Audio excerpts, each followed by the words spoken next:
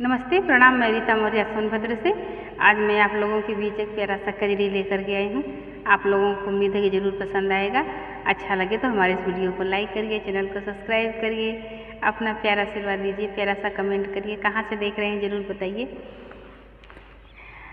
पिया हो तो हरे घर के परानी, हमके बहुत सतावना।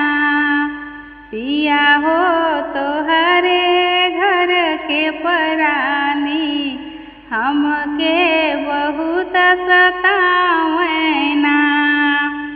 आमा मारई के चढ़ियावै, ननदी बैठी खूब गरियावै। आमा मारई के चढ़ियावै, ननदी बैठी के गरियावै। हो ननदी बैठी के गरियावै।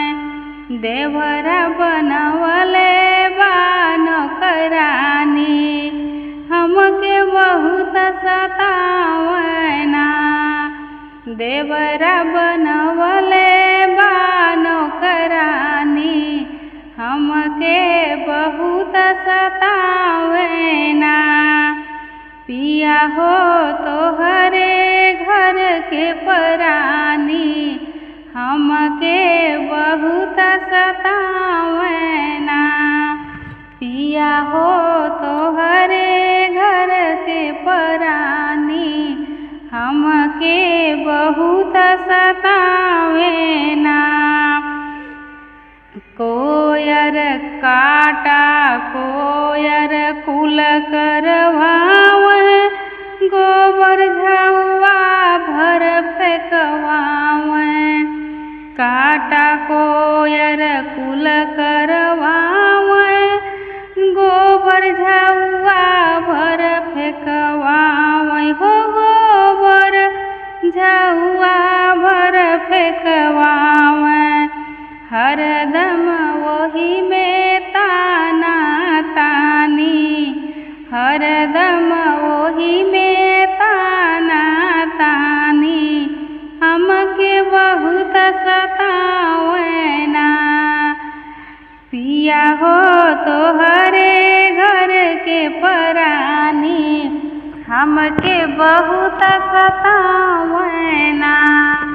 पिया हो तो हरे घर के परानी, हमके बहुत सतावना।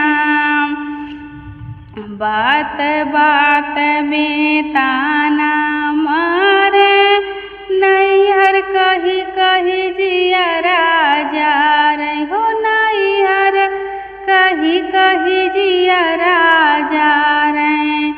बात बात में ताना मारे, नैहर कही कही जियरा जा रे। हो नैहर कही कही जियरा जा रे।